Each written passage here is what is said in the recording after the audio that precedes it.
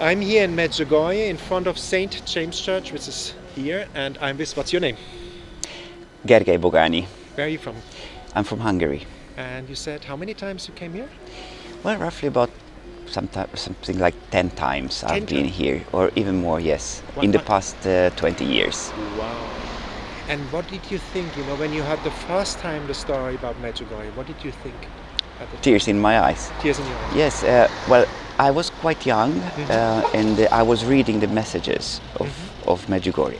That's when I first met with the subject, and I immediately felt the power and the tenderness of Our Lady that is talking to us.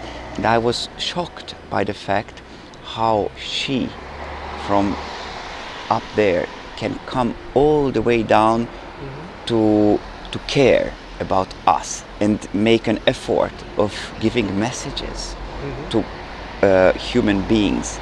I was so shocked and so moved by that. So ever since I had a great compassion and Affinity to come here? affinity, definitely yes. And then finally I managed to come all the way here first time, and then always kept coming back. And how was the experience when you came first time here? What happened here for you? I didn't experience a straightaway miracle, and I was not expecting that either, because it is not why you go to such a place. I mean, the holy host, the consecrated host, is the same in Hungary or in Venezuela or anywhere in the world, with the fullness of God's presence. But the circumstances, however, may be very different. And that's what I experienced here in Medjugorje as well. Among other places as well, I used to go to different, I have been to Mexico, Guadalupe, yes, and quite many other major pilgrimage places for pilgrimage. However, here in Medjugorje, for the first time and also now, I have experienced the intensity of the presence of the ones above. And each time that you go to such a place, it's above all, it is a spiritual journey, or first of all. And where it does start is the in-depth thinking, and finally of this hassled world that we are present in. That's fine, but it's most of the time too hectic and too loud, especially too loud and too much on the surface. And here you have the chance to go to really go into yourself and to really experience the presence of God, as simple as that. So the first thing you do here is penance. That's ultimately the first. You cannot escape that. What does it mean for you, penance? If somebody listening, doesn't know what it means in the Catholic way, what would you tell them? Well, in a Catholic way, that is to go to confession. That without the first step, you cannot do the second step. And this always is the first step. To get deep in yourself and really think of all your sins, your trespasses, your mistakes, bigger, smaller, all kind. And then when you have the incredible grace being a Catholic and to have the chance to go to confession, nothing can overpower this. And this must be and is the first step in a retreat, official or not official retreat. So that's where you start. And in Medjugorje, many people told me that the confession will be special, and I was like, okay, why? The priest is the same. The priest it will give you the absolution if he will. So why is it so special? As long as I was here and experienced it. What happened to you? Well, it is just such an intense connection. Encounter also, but also a meeting. And well, I understand that really everywhere it should be, and maybe is the same, but however it is more intense here. So it is the number one. And then for example, suffering is a key to success. To come close to God, no? As well. And that's what you may have the chance or the grace to experience here, a little bit of a suffering. What do I mean? For example, going up the hill, Križevac, or the Apparition Hill, is not necessarily a simple physical action, because you need to kind of suffer the stones, so it may be a little bit demanding. But what you're doing during, and that's the key, is that you're deepening to yourself and praying. You are praying the Rosary. You are meditating on the stages of the cross. And while you are doing that, and while a little bit you are suffering, not much, but a little bit, you are going through a cleansing. And going and coming down and going through all that, you are just purified in a unique way. That's what I have experienced. And of course then many other things, like social things. For example, in the vicinity of the church and also elsewhere here in Medjugorje, it is normal to give a blessing for the food, for example. Or it is very normal to go and on the streets and have a coffee with a rosary. I love that. And at home I am always doing that, but people really see me, give me a strange look. What is this? Why is this so strange? It is not fashionable anymore. It is maybe we don't need that anymore. And there is this one guy who is still going around with the rosary and blessing the food, and anyway it is so uncomfortable. Here it is the most natural thing. So here, for example, also some other places, but here you have the authentical approach socially, what you should have elsewhere indeed. So that's what I enjoy incredibly much, with the rosary, with the blessings, with the prayers. And people, for example, they are smiling from their souls to you, and you do the same to other people. It is so nice and so simple. The shortest distance between two people is a smile. Not an artificial, stupid smile. That is also can be nice, but a real smile. For example, yeah, of course. For example, now some people stopped me to make a photo. It is a simple thing, but it was just such a caring way. And we speak the same language. Of the heart, of the soul. Yes. So anywhere you look, no matter how well or not so well you are dressed. For example, me, I'm not very well dressed, but we are a family here. And also another social thing, which I find very important and encouraging, is that there are a lot of people here. And now here we can experience that we are powerful. We are not just a small remnant of somewhere. We are a major group of people, very, very strong inside, and also together we are representing a very major power. So that is also a social experience that may strengthen your view. So when you're going, or I'm going home in a few days' time, I'm sure I will be much more confident in a good sense and strong. Charged by Our Lady, no? Definitely. It's such a charge. We are getting like a battery charged here, no? Again, with faith and trust. Absolutely, this connection is to a God. good expression to put it as well. Yes. And you know, you were talking about confession. What would you tell people? Maybe they listen to you now. They say, "Wow, this is powerful what he's saying, and it is powerful what you're saying. I want to go to confession, but I'm so scared about what will the priest tell. I didn't go for 20 years." What would you tell them? It is very good to be afraid a little bit, and it is very bad not to trust fully. Because if you are neglecting your difficulties, then it's very bad. Because yes, you have sinned. We all have. Exactly. Me And first. you don't know the other ones, but everyone normally. And it is normal and good to have a fear.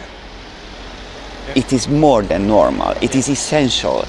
But to make the step is as well essential. You will never regret it in your life. You know, to put a heavy stone down, it's unreplaceable feeling. It is the best ever you feel could free, light, you could do in your life. Yeah. And yeah, well, to carry so much difficulties and yes, sins and heavy stuff in your backpack is even more difficult than to once put it really down. And it's not the priest who you are talking to. It's not the priest who are giving the absolution. He is only an instrument. He can judge, he can listen, he can tell advices, of course. And in here, especially, it's incredibly nice. I happened to go to a priest from the United States, and I mean, it's just overwhelmingly nice. And my friends also said the same. So, well, anyway, but it is God who you are talking to, and He is expecting you to go to confession. He's expecting you and awaiting you with an incredible warm heart. We come to the next question here, because a lot of people in this world, they think God the Father is an old, angry man with a white beard. He waits for us to put us to hell, waits for a mistake, and he's not like this. Can you describe God the Father? Certainly not.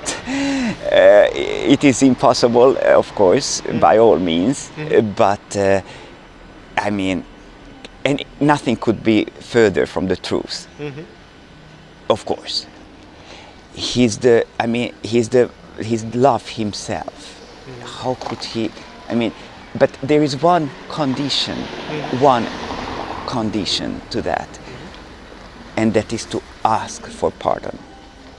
I mean, if you already, only in your soul, the question arises that I maybe should ask pardon, he already is incredibly joyful for you to already give the sign. And then you only need to really act and put it into action. Beautiful. And can you tell the people what Jesus did for you in your life?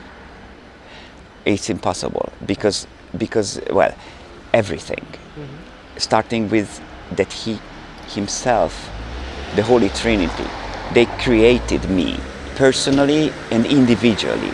I mean, excuse me, what better can you know? What else? How can you top this? This is already more than. If I would, suffer my whole life, it would be even worth it still. But the graces that I am and we all are getting continuously is immense. We don't even recognize that. Yeah. I mean, the first glass of water in the morning is a gift. It's not what you have earned. It's a gift from God, as your life is. And every person has been individually crafted into perfection by the Holy Trinity before you have even, born. You were born. So, can you ask for more? This is amazing. And also, every person has his or her individual duty on earth, what nobody else can do to fulfill. Yeah. Only her or him. So that should give such a dignity to every person that every one of us, we really should feel the most thank for God for having created us with an individual duty and mission that nobody else can do, nobody else. So therefore, we all are incredibly important in His eyes, and He's awaiting us to find and then fulfill our individual mission. Like Our Lady fiat, to say yes to the mission as well, no? Yes. And very beautiful. That means at the end that if there are people out there who are not happy with themselves, think about what you just said, because we are incredibly valuable. No? Yes, definitely. I am never satisfied with myself and always very sorry for myself. How can I be again forgetting things, doing things, all kind of bad things? Okay, but we are falling all the time. Yes. That's not what matters, but how we stand up and search for our goal and fulfill our mission regardless. Beautiful. And you said you always have been Catholic? Yes. I see you have a personal relationship with Christ. You can see that. How can a person can have this, experience the living God of Israel? How can they experience God personally in their Everything is a grace. Yeah. But you can ask for graces. You can ask God personally to grant you an individual grace addition to what you already have. Yeah. But first you also may want to recognize your own graces, what you may not have recognized yet, because you have it and you think it's automatic, but not quite. Oh, we have so many gifts that we don't necessarily recognize. Beautiful. And at the end, what do you like most about Medjugorje? What is for you here? Do you have the mountains, the church, adoration? What do you like most here in Medjugorje? That God is arranging the meetings. We don't need to schedule. How I met you here was that the other cafe had a shadow and I loved the sun, and I told my friends, hey, let's go to another one because they have sun. And that's how we came here and I was leaving met. and we met. Yes, but I have experienced this so many times, so that especially in such a place like Medjugorje, it's like God is arranging and managing your ways. So just come over, give yourself to God, give a chance to God to guide you. Don't plan necessarily if not needed, so very precisely, so let it happen and you will find your way. You pray the Rosary? Absolutely. Why? Why you're so convinced? For old ladies, we say. Yes, also, Yeah. of course, but the Rosary is the key for everything. Why? Well, it has always been, so that is maybe a historical explanation, and all the messages are actually going into the Rosary. So pray the Rosary. I'm not only playing the normal Rosaries, but also the for example the shorter ones, the Divine Mercy Chapel. You play, Elizabeth Kindelman, The Flame of Love from Hungary? Of course. What would you tell people about The Flame of Love? I think this is very important for this time. The Flame of Love has a key role at the, so to say, at the end of end times, which is now. Yeah. Not tomorrow, is now. Also tomorrow, but also today. So the Flame of Love is an extension of the Holy Mary, which is needed for this incredibly turbulent time. So it is just more powerful. And what would you tell people about the flame? They should pray the Flame of Love Rosary, or what is important? Unity prayer. What would you tell them about the Definitely, Flame of Flame Love? of Love prayer is just the same, but even more powerful, intentionally meant for the times we're living now. And the unity prayer is fantastic because it's short and very powerful. So I would definitely, for such people that me, for example, I never have any time. So the unity prayer is a winner. Wonderful. You know it by heart? Yes, but not in Not English. In English, doesn't matter. So to tell the people what is the Flame of Love, it's a visionary from Hungary, no? Elizabeth Kindelman. Yes. Check it out on the internet. You will find you find the Unity Prayer and the Flame of Love Rosary. And what can I say? What a beautiful interview. Do you have anything else from the heart what you would like to say at the moment? Or do you have anything on the heart what you like to say right now? Well, thank you very much. My pleasure. I have a lot to say, but I think I tried to summarize my feelings now. It was beautiful. Thank you so much for this interview. My pleasure.